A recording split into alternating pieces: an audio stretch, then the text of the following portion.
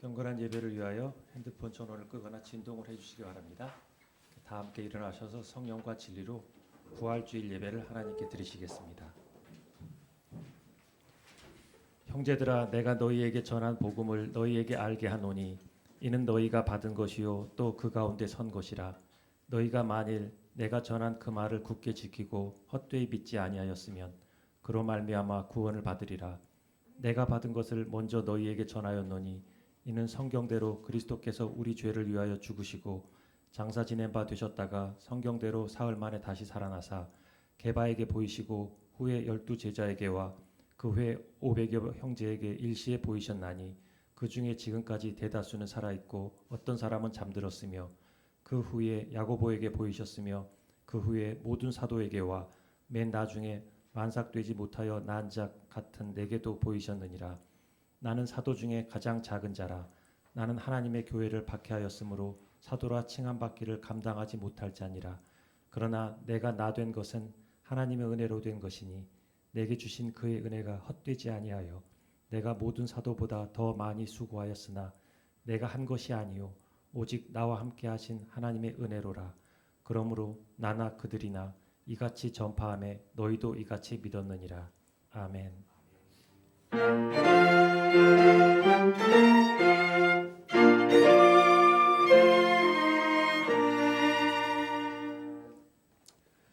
우리는 죄인입니다. 사망은 죄의 당연한 결과입니다. 주님은 죄가 없으십니다. 그런데 저희들의 죄를 대속하여 사망하셨습니다. 그리고 다시 살아나셨습니다. 저희들에게 영원한 생명을 보여주셨습니다. 저희들이 무엇이길래 이렇게까지 사랑해 주십니까? 하나님의 무한하신 사랑의 크기와 깊이를 느낍니다. 우리를 거듭나게 하시고 구원의 확신을 가지고 세상을 살아갈 수 있게 하심을 감사합니다. 우리가 살아가는 세상은 거짓이 참됨을 에워싸고 길이 잘 보이지 않는 혼돈의 세상입니다. 우리가 살아가는 동안에 고통과 고난, 실패와 괴로운 일들도 많습니다. 그래도 하나님의 말씀과 예수 그리스도의 가르침 덕분에 우리는 좌절하지 않고 무너지지 않습니다. 오히려 더욱 분별력을 가지고 사람들 앞에서가 아니라 하나님 앞에 올바로 서기 위하여 몸부림칩니다. 성령 하나님이 동행하시며 도와주심을 감사합니다. 바라옵기는 믿음이 정체되어 있지 않고 나날이 성장해 가기를 소망합니다. 말씀을 더 붙들고 기도에 더 힘쓰고 사랑을 더 쌓아가기를 소망합니다. 사랑의 표상인 예수님을 바라보며 용기 있게 나아가기를 소망하오니 성령 하나님이 항상 함께하여 주옵소서. 여러 가지 이유로 오늘 이 자리에 함께하지 못하는 지체들과도 성령 하나님이 함께하셔서 하나님의 마음을 느낄 수 있게 하옵소서. 예수님 이름으로 기도드리며 이제는 주님께서 가르쳐 주신 기도를 함께 드리오니 하늘에 계신 우리 아버지여, 이름이 거룩히 여김을 받으시오며 나라가 임하옵시며 뜻이 하늘에서 이루어진 것 같이 땅에서도 이루어지이다. 오늘날 우리에게 일용할 양식을 주옵시고 우리가 우리에게 죄 지은 자를 사하여 준 것 같이 우리 죄를 사하여 주옵시고 우리를 시험에 들게 하지 마옵시고 다만 악에서 구하옵소서. 나라와 권세와 영광이 아버지께 영원히 있사옵나이다. 아멘.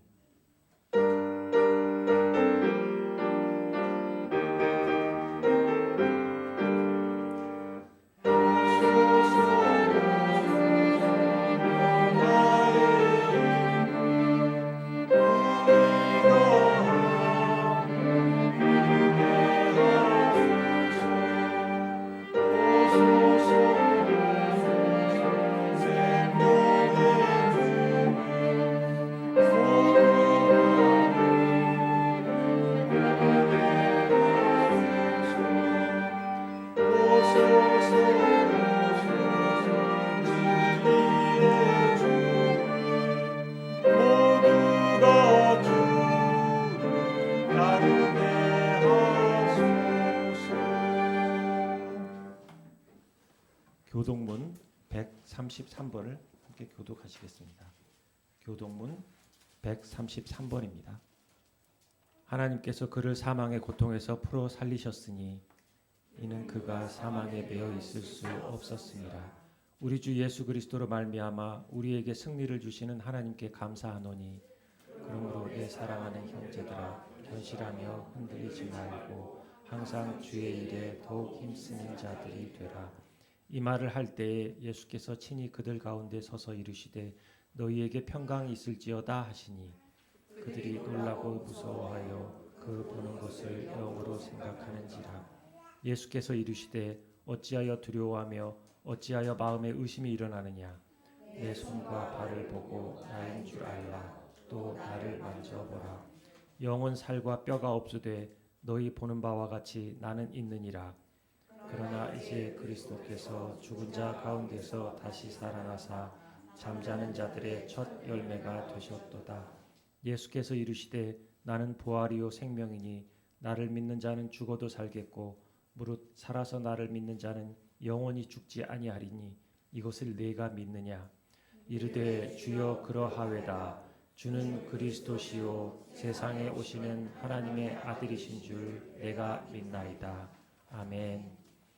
전능하사 천지를 만드신 하나님 아버지를 내가 믿사오며 그 외아들 우리 주 예수 그리스도를 믿사오니 이는 성령으로 잉태하사 동정녀 마리아에게 나시고 본디오 빌라도에게 고난을 받으사 십자가에 못 박혀 죽으시고 장사한 지 사흘 만에 죽은 자 가운데서 다시 살아나시며 하늘에 오르사 전능하신 하나님 우편에 앉아 계시다가 저리로서 산자와 죽은 자를 심판하러 오시리라. 성령을 믿사오며 거룩한 공회와 성도가 서로 교통하는 것과 죄를 사하여 주시는 것과 몸이 다시 사는 것과 영원히 사는 것을 믿사옵나이다. 아멘.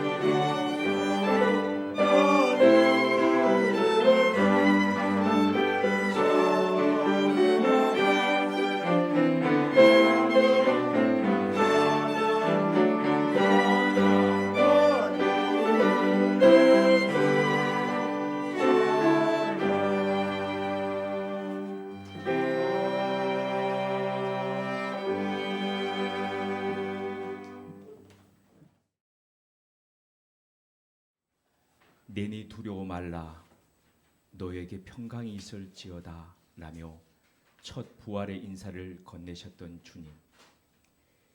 2000번의 부활절이 더 지나고 맞이하는 부활주일에 다시 주님의 그 처음 인사가 듣고 싶습니다. 못 자국 난 주님의 그 모습이 뵙고 싶습니다. 나는 부활이요 생명이니 나를 믿는 자는 죽어도 살겠고 무릇 살아서 믿는 자는 영원히 죽지 아니하리라는 약속대로 주님은 죽음이 죽음 되게 하셨고 더 이상 인간 위에 왕노릇하지 못하도록 하셨습니다. 주님께서 친히 부활의 첫 열매가 되셔 어떻게 죽은 이가 다시 살아날 수 있는지를 보여주셨습니다.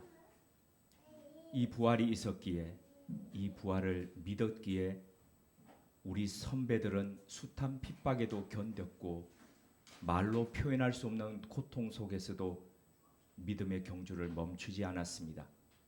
그 결과 오늘 우리들의 신앙의 배턴을 받아 믿음의 계주를 이어가고 있습니다. 감사합니다, 하나님. 그런데 하나님,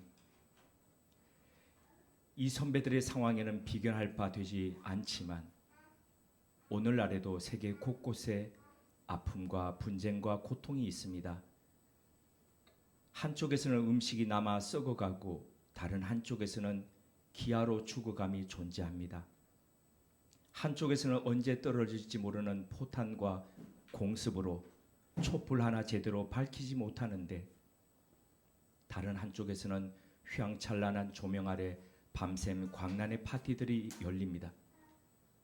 그런데도 각 나라들은 전체 지구촌이라는 의식에서 떠나 극단적 자국 우선주의를 주장하는 트럼피즘이 득세하며 증오와 편가르기가 정의와 공정이 되어갑니다. 하나님, 이런 지구촌을 불쌍히 여겨 주옵소서. 서로를 향해 겨누는 칼이 낫이 되고 총과 탱크를 녹여 쟁기가 되는 날이 오도록 이끌어 주옵소서. 백두산과 한라산이 서로 마주 앉아 손을 맞추고 이 땅에서 출발한 기차가 유라시아를 거쳐 유럽 어디에도 갈 수 있는 그때가 오게 하옵소서. 소의 새끼와 사자의 새끼가 같이 뒹굴고 어린아이가 독사굴에 손을 넣고 장난쳐도 물지 않는 참 평화의 나라 주님이 다스리는 때가 오게 하옵소서.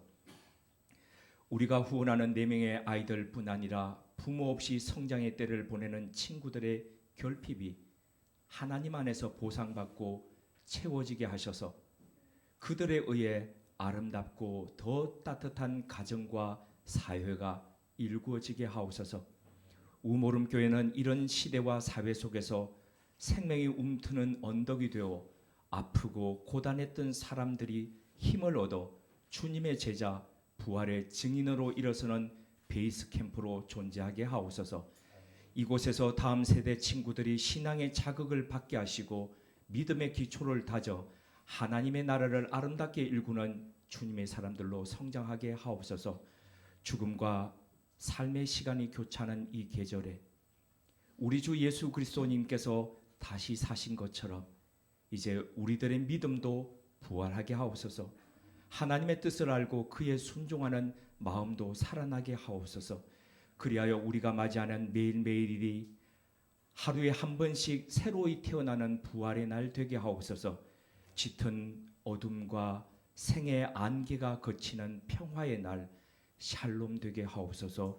예수님의 이름으로 기도드립니다. 아멘.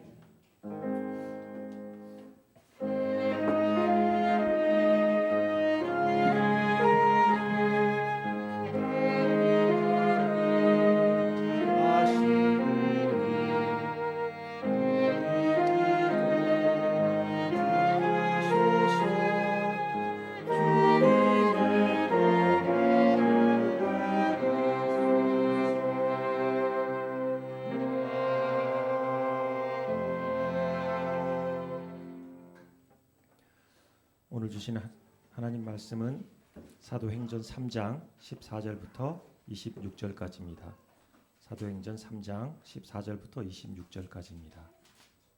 제가 봉독하겠습니다. 너희가 거룩하고 의로운 일을 거부하고 도리어 살인한 사람을 놓아주기를 구하여 생명의 주를 죽였도다. 그러나 하나님이 죽은 자 가운데서 그를 살리셨으니 우리가 이 일의 증인이라. 그 이름을 믿음으로 그 이름이 너희가 보고 아는 이 사람을 성하게 하였나니 예수로 말미암아 난 믿음이 너희 모든 사람 앞에서 이같이 완전히 낫게 하였느니라. 형제들아 너희가 알지 못하여서 그리하였으며 너희 관리들도 그리한 줄 아노라. 그러나 하나님이 모든 선지자 입을 통하여 자기의 그리스도께서 고난 받으실 일을 미리 알게 하신 것을 이와 같이 이루셨느니라. 그러므로 너희가 회개하고 돌이켜 너희 죄 없이 함을 받으라. 이같이 하면 새롭게 되는 날이 주 앞으로부터 이를 것이요 또 주께서 너희를 위하여 예정하신 그리스도 곧 예수를 보내시리니 하나님이 영원 전부터 거룩한 선지자들의 입을 통하여 말씀하신 바 만물을 회복하실 때까지는 하늘이 마땅히 그를 받아두리라. 모세가 말하되 주 하나님이 너희를 위하여 너희 형제 가운데서 나 같은 선지자 하나를 세울 것이니 너희가 무엇이든지 그의 모든 말을 들을 것이라. 누구든지 그 선지자의 말을 듣지 아니하는 자는 백성 중에서 멸망받으리라 하였고 또한 사무엘 때부터 이어 말한 모든 선지자도 이때를 가리켜 말하였느니라. 너희는 선지자들의 자손이요 또 하나님이 너희 조상과 더불어 세우신 언약의 자손이라. 아브라함에게 이르시기를 땅 위의 모든 족속이 너의 씨로 말미암아 복을 받으리라 하셨으니 하나님이 그 종을 세워 복 주시려고 너희에게 먼저 보내사 너희로 하여금 돌이켜 각각 그 악함을 버리게 하셨느니라. 아멘. 주의 말씀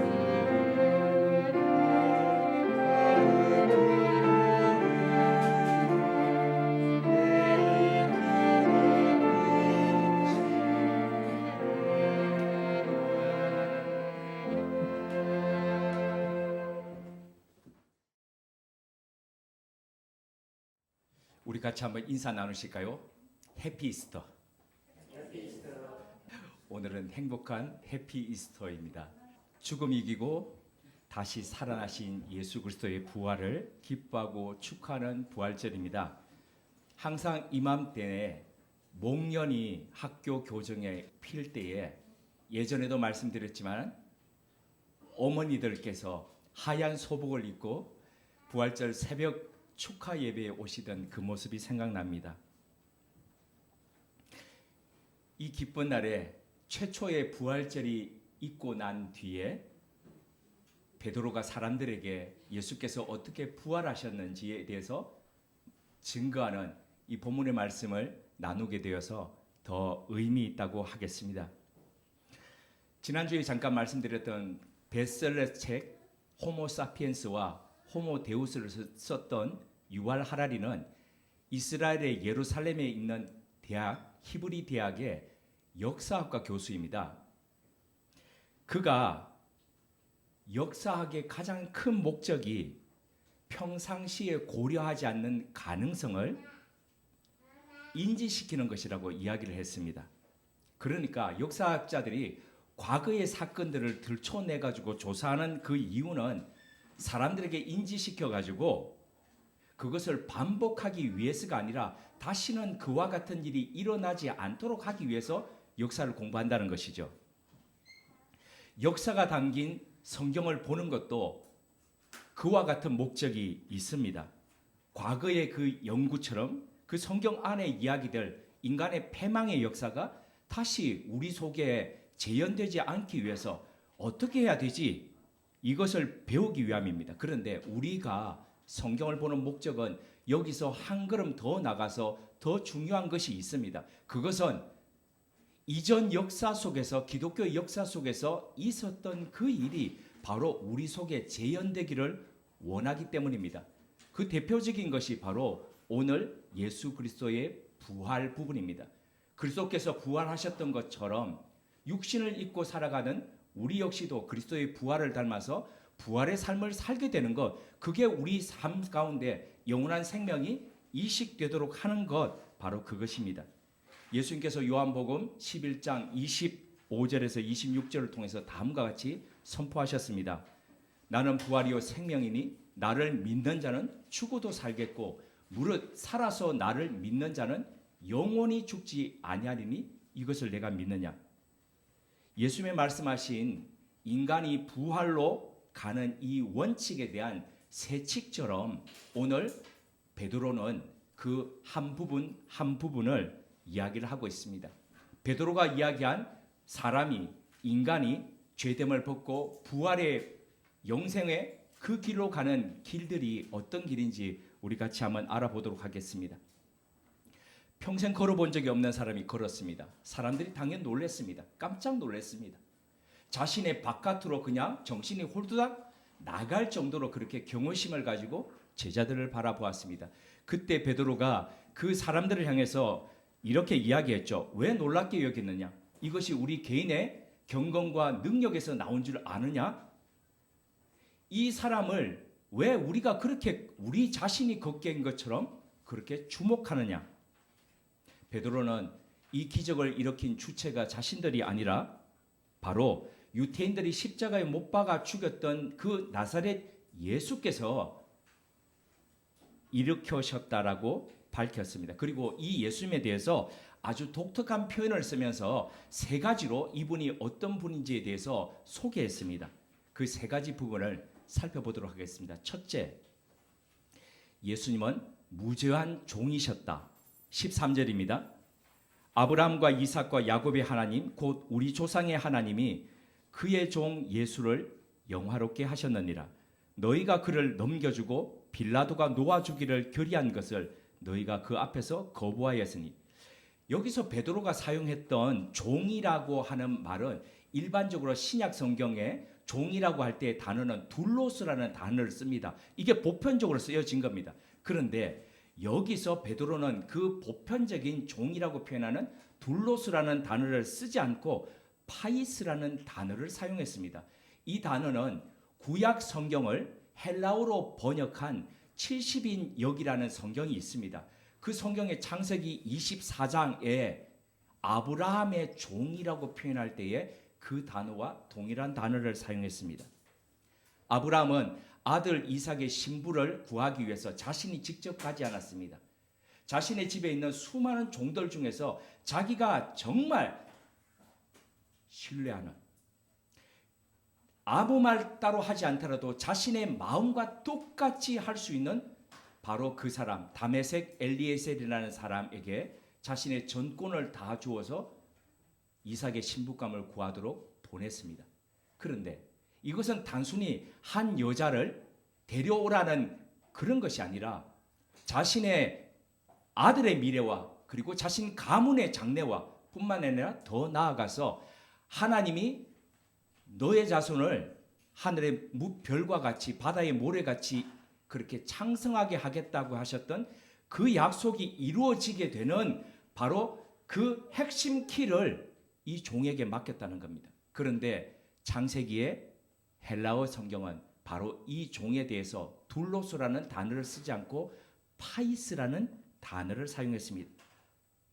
모든 하나님의 약속과 미래와 장래를 위탁했던 바로 그 종말입니다. 베드로는 바로 아브라함의 종을 연상시킬 수 있는 바로 그 단어 파이스를 쓰면서 예수께서 어떤 분으로 이 땅 가운데 하나님의 명령을, 하나님의 전권을 위탁받아 오신 분인지를 지금 이야기하고 있는 겁니다. 그리고 나아가서 그 파이스, 그 종이 무죄하다라는 것을 말함으로써 이사야 53장에 고난받는 종, 무죄한 종, 그리고 장차 오실 메시아와 연결된다는 것을 지금 이야기하고 있는 겁니다. 고난받는 종이 사람들의 죄를 대신 짊어지고 갔습니다. 이것처럼 예수님께서도 사람들의 죄를 대신 짊어지고 십자가에 달리셨습니다. 이것은 문자 그대로 지금 베드로가 이야기함과 동시에 신학적 해석을 하고 있고 신앙적인 고백을 하고 있는 겁니다. 두 번째입니다. 예수님을 거룩하신 분, 정의로우신 분이라고 14절에 소개하고 있습니다. 이 표현은 사도행전에도 몇 번 더 등장하는데요. 예수님이 거룩하셨다는 것은 제사장들처럼 그 당시에 종교 지도자들처럼 그렇게 거드름을 피우면서 겉으로 보기에도 거룩하게 보이는 그런 모습을 이야기한 것이 아닙니다. 성경에서 말하는 거룩함이라는 것은 구별되었다 이런 뜻이죠. 근데 구별된다는 것이 따로 구별되는 것이 아니라 여기 죄의 무리에서 있던 이 사람들이 이 편에 서던 사람이 하나님 편에 이렇게 서게 되는 것, 이게 바로 거룩이라고 표현하고 있습니다. 베드로를 비롯한 제자들은 3년 동안 지근거리에서 예수님이 어떻게 생각하시고 어떻게 행동하시는가 이런 것들을 지켜보고 다 경험했습니다. 가장 가까운 추종자로서 볼 때에 예수님은 늘 하나님 편에 서 있는 사람이었습니다. 늘 진실되고 그리고 진실되었을 뿐만 아니라 약하고 소외받는 사람들의 편에 서가지고 그들을 어떻게 고쳐주고 그들을 어떻게 위로하고 그들의 눈물을 닦아주는지를 친히 다 목격했습니다. 심지어 빌라도 앞에서 모욕을 당하고 거짓 송사와 아픔을 받는 그 자리에서도 어떻게 거룩하고 정의롭게 서 계셨는지를 그들은 다 목격했습니다. 그래서 지금 베드로는 예수 그리스도를 거룩하신 분, 정의로우신 분이라고 소개하고 있는 겁니다. 세 번째로 베드로는 예수님을 생명의 주, 그러니까 생명을 주관하시는 분, 다른 말로 표현하면 이 땅의 피조물들에게 생명을 주신 창조주 하나님이심을 고백했습니다. 이 부분에 대해서는 지난 주일에 자세히 살펴보았기에 넘어가도록 하겠습니다. 예수님을 향한 베드로의 이 표현들을 보니까 구약 성경 속에 열왕기하 4장의 이야기가 떠올랐습니다. 엘리사 선지자의 생도들 중에서, 그러니까 학생들 중에서, 신학교에 있는 그 학생들 중에서 한 가정에 불행이 찾아왔습니다. 한 제자가 아내와 두 아이를 두고 세상을 떠났습니다. 남편 없이 살다 보니까 많은 빚을 지게 된 것이죠. 그래서 채권자가 와서 두 아이를 빚 대신에 내라고 이야기합니다. 이 위기에 처했던 이 여인이 엘리사를 찾아와서 자신의 처지에 대해서 호소했죠. 근데 여기서 특이한 게 있습니다. 그것은 여인이 죽은 자신의 남편을 향해서 이렇게 소개했다는 것이죠. 내 남편이 여호와 하나님을 얼마나 경외했는지를 당신이 아십니다. 가장 가까웠던 아내가 보기에도 남편은 하나님을 경외하는 사람, 하나님 편에 서 있던 사람, 거룩한 사람이었던 거죠. 이 부분을 보면 또 한 가지가 생각이 나지요. 하나님을 그렇게 잘 섬기는 사람, 경외하는 사람의 집안에도 이렇게 아픔이 있을 수 있구나. 이해되지 않죠. 그런데 우리가 기억해야 할 것은 그런 사람의 집안에 아픔이 닥쳤을 때에 하나님이 외면하지 않으셨다는 겁니다. 엘리사를 통해서 빚을 다 갚아주셨을 뿐만 아니라 그 3년의 흉년이 끝날 때까지 그 집안의 기름병에 올리브 기름이 마르지 않도록 늘 가득 채워주셨다는 것이죠. 하나님께서 사랑하고 하나님께서 아끼시는 사람이 때때로 공경에 처할 수 있고 때때로 슬픔에 처할 수 있지만은 하나님께서 끝끝내 그 사람을 일으켜주시고 책임져 주신다는 것을 하나님이 예를 들어서 이 여인을 통해서 보여주시는 것이죠. 이 모든 것이 먼저 간 남편이 하나님 편에 서 있었던 덕분이었고 그 혜택을 이 가족들이 누리고 있는 것이죠. 그렇다면 우리는 어떨까요? 우리의 가까운 친구들 그리고 늘 가장 옆에서 우리를 지켜보는 우리의 가족들은 우리를 하나님 편에 서 있는 사람이라고 그렇게 인정하고 있을까요? 예수님이 어떤 분이신지를 소개한 베드로는 당신들이 바로 그 예수 그리스도를 십자가에 못 박아 죽였다라고 했습니다.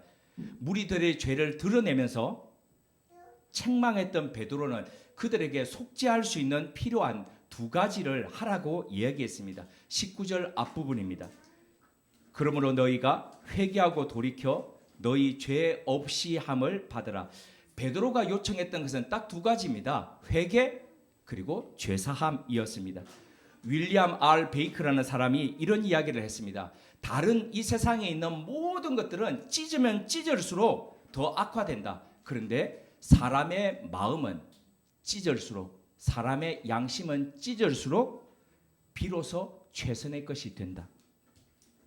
부활로 나아가는 첫 단계는 예나 지금이나 변함없습니다. 마음을 찢고 하나님께로 돌아서는 것, 하나님 편이 되는 것이라는 거죠. 그게 바로 회개라는 겁니다. 그때 하나님께서 인간에 대한 태도가 근본적으로 변화되고 그리고 죄사함을 얻게 하신다는 거죠.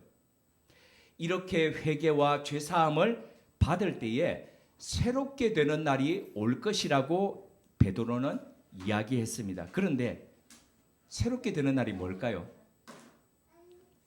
자고 일어나면 새롭게 됩니까? 자고 일어나면 흰머리가 하나 더 늘지 않습니까? 그러니까 새롭게 되는 게 도대체 뭘까요?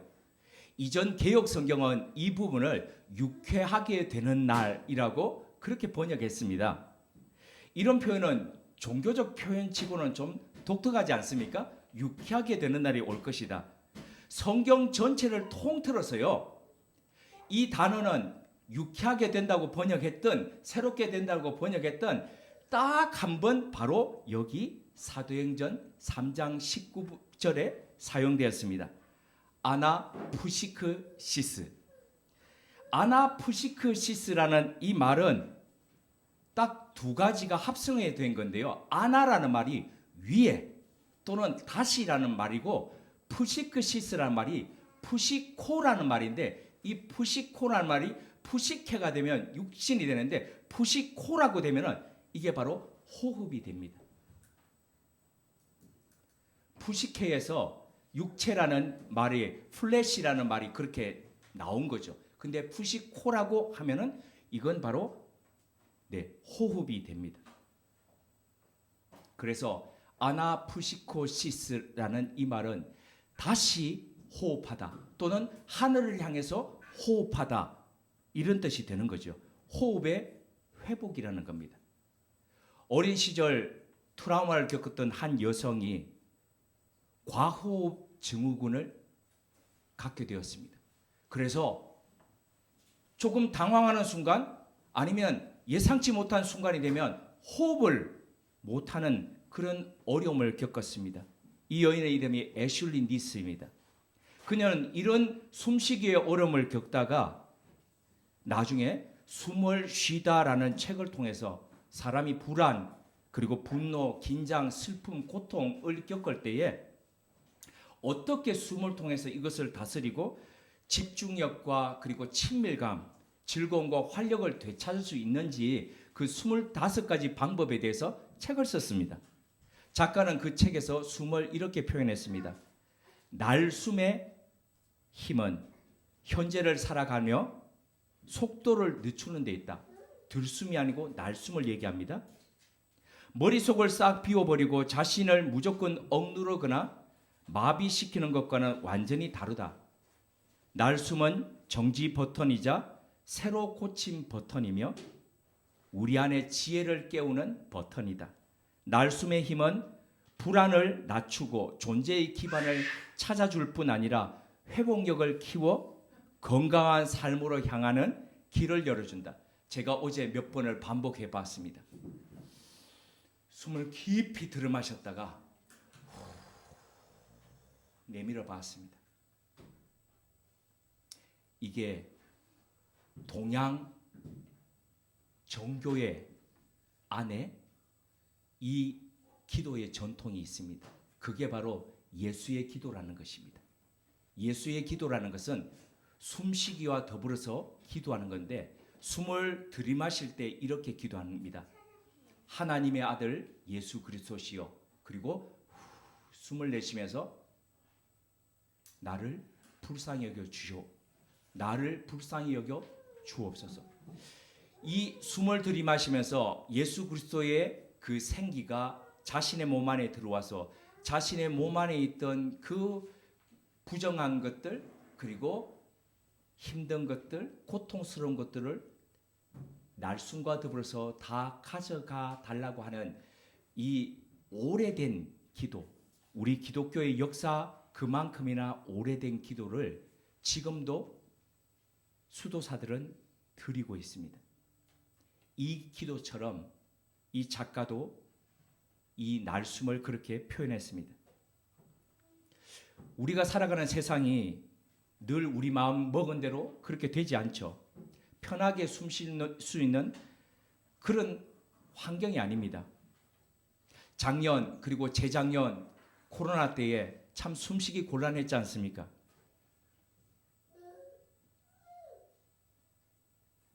이제 조금 시간이 지나서 숨 쉴만 합니다.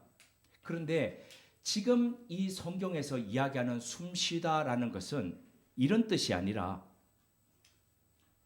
새롭게 되는 날, 이 날은 바로 유쾌하게 되는 바로 이것은 위로부터 내려오는 신적 권능, 그러니까 하나님으로부터 말미암아 누리는 영적 희열과 기쁨을 이야기하는 것입니다. 그래서 이사야 선지자가 이사야 55장 2절을 통해서 이렇게 말씀했습니다. 나를 청종하라.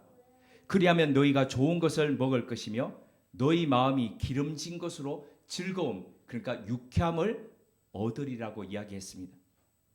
회개하고 돌이켜서 죄사함을 받으면 새롭게 되는 날, 바로 그 날이 오는데 하나님을 등지고 사는 인생에게 새로움과 그리고 숨 쉬는 것들이 없다는 것이죠.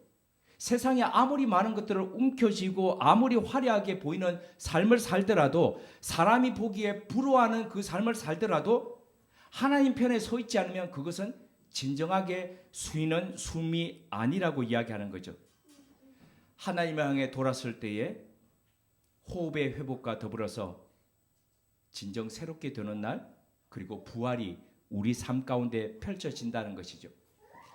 얼마 전에 권투계에 있어서 전설적인 권투 선수였을 뿐만 아니라 은퇴 후의 삶에 있어서도 다른 권투 선수들하고 달리 독특한 삶을 살았던 조지 포먼의 영화를, 실제 이야기를 영화로 만든 것을 보았습니다.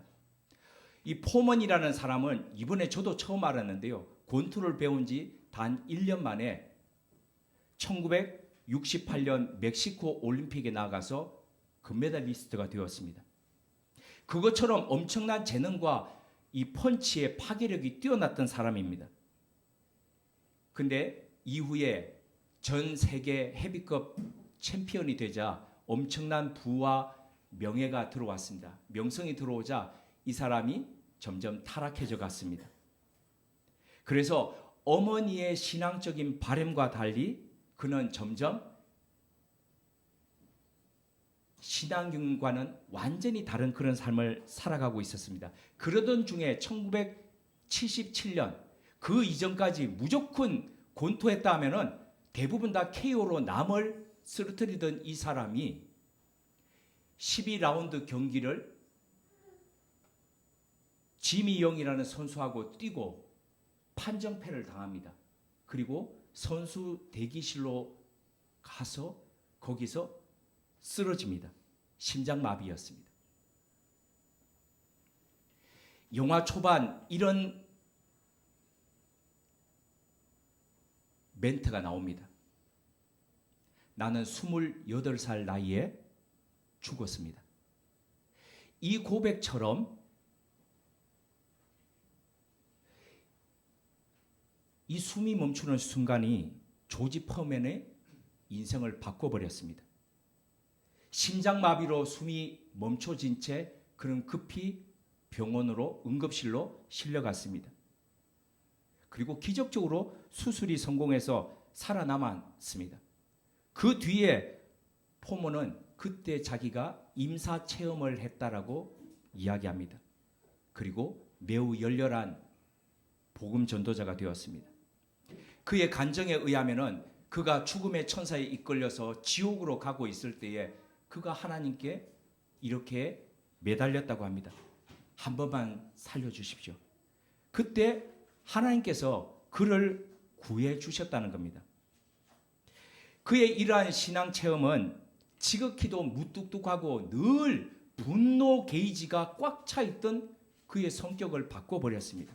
사람들 앞에서 웃고 친절한 사람이 되었습니다.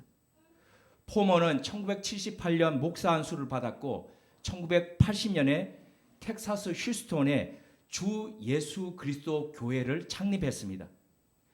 그러다가 믿고 자신의 돈을 맡겼던 친구가 배신함으로써 모든 돈을 다 날려서 그의 가정과 그의 교회가 문을 닫을 지경에 이르게 되었습니다.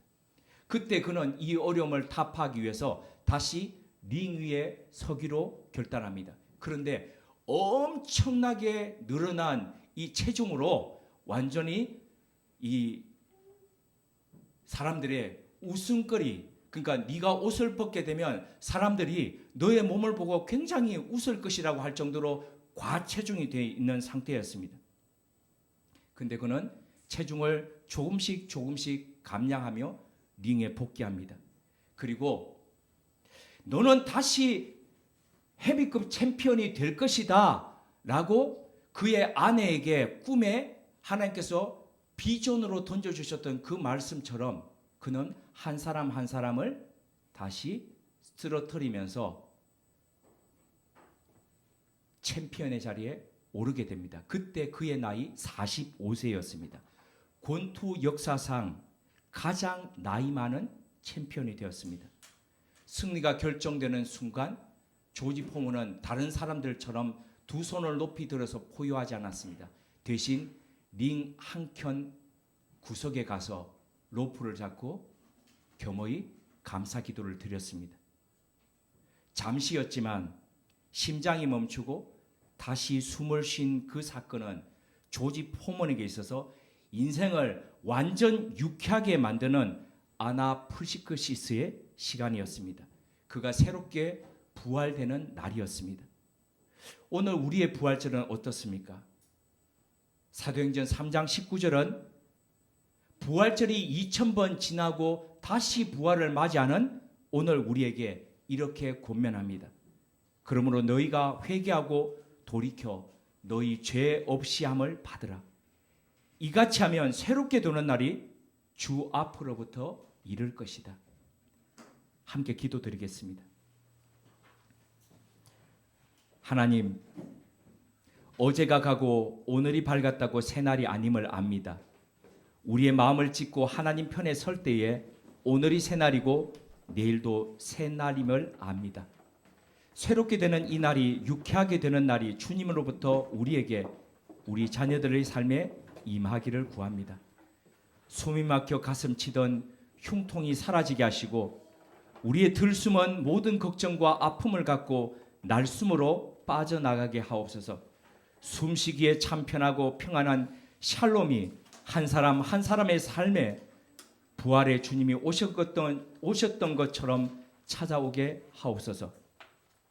이 나라, 이 사회뿐 아니라 지구촌 곳곳에서 증오와 분쟁의 연기들이 사라져 모두가 숨 쉴 수 있는 호흡의 회복이 이루어지게 하옵소서. 주님의 부활을 누리는 새롭게 되는 날, 유쾌한 날이 오게 하옵소서. 예수님의 이름으로 기도드립니다. 아멘.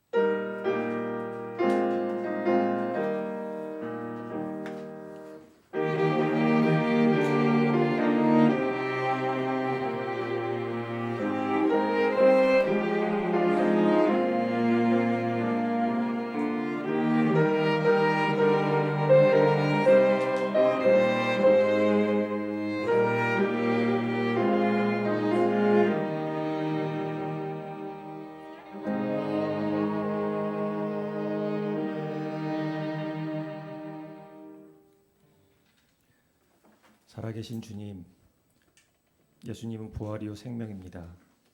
예수님을 믿는 자는 죽어도 살겠고 살아서 믿는 자는 영원히 죽지 않음을 믿습니다. 이런 귀한 믿음을 값없이 주신 은혜 감사합니다.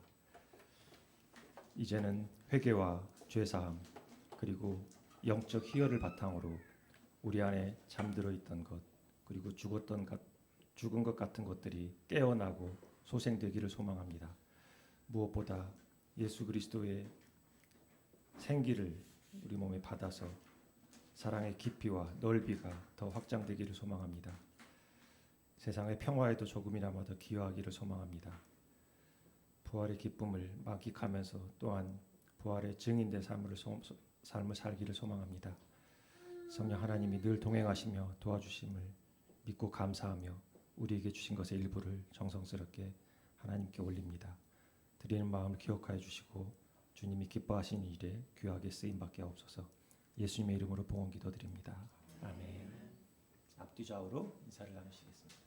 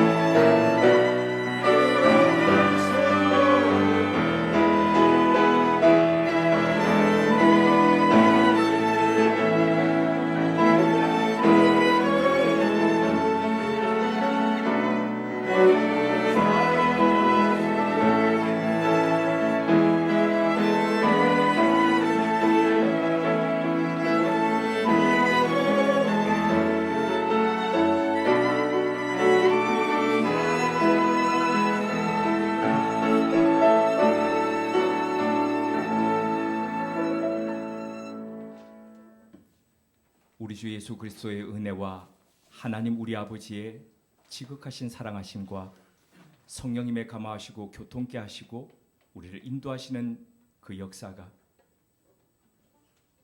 부활하신 주님, 그 주님의 사랑을 가슴에 새기며 다시 위를 향해 숨쉬며 유쾌하게 되는 그 새로운 날을 살아갈 뿐 아니라 그 삶의 증인으로 살아가기로 다짐하고 결단하는 주님의 사람들과 우모름 교회 위에, 그리고 특별히 숨막히는 상황과 관계 가운데서 아파하는 가정 가운데 지금부터 영원토록 함께 하시기를 축원하옵나이다.